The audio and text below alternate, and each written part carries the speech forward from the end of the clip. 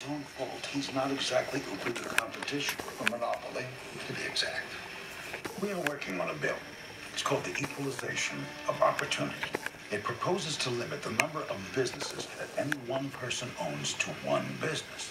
However, we're going to need your help, Jimmy. We need you to grease the palms of your politicians in order to get the legislation we're spearheading passed. The epic tome Atlas Shrugged, written by Ayn Rand, has inspired millions to believe that self-interest is in everyone's best interest. Now it's been made into a movie, as you just saw, that premieres, interestingly enough, on April 15th. With us now, the producer of the film, John Aglialoro. John, it's a pleasure. Welcome here. Thank you. Who is John Galt? John Galt is what's happening, what's really the truth. I'm confused, and that's the exhortation, that's the claim that people say. What's the big picture? What's the big story? What's the message in this movie? Many of us have read this book. It's 1,300 pages long. I read it in college, and I reread it a few years ago. And almost everyone who's read it more than one time. What's its message? The message is that you are in control of your own life, that rational self-interest is a virtue.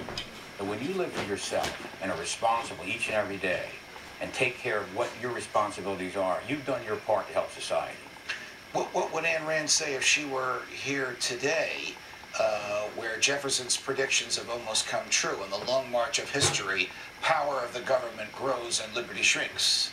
It's true, Judge. There's this eternal struggle we have where power and liberty are always at war, and we need to fight for liberty each and every day. I remember as a college student, I came home from college one vacation. I started to tell you this during the break, and I left a paperback book on my nightstand, and it was a collection of Ayn Rand's essays called The Virtue of Selfishness. And my mother, who's watching us now, had a fit saying, what do you mean, the virtue of selfishness? What kind of stuff are you reading at college? Right. I said, Ma, give me 2 minutes to explain. Explain to me the virtue of selfishness.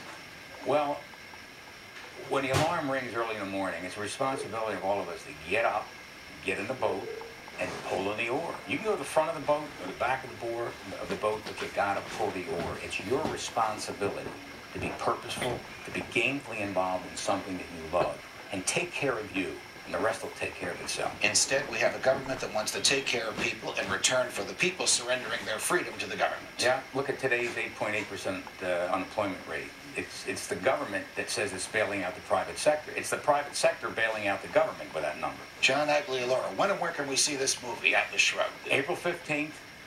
It'll open at about 200 theaters. And this is part 1. There's part 2 and part 3 coming for those who know the book. Right. It's adapted faithfully, but 28% is part 1, and we end it right about the end where it is in the book. And part 2 will be out next April 15th, and part 3 will be the April 15th after that. Thank you very much for joining us. It's been a pleasure.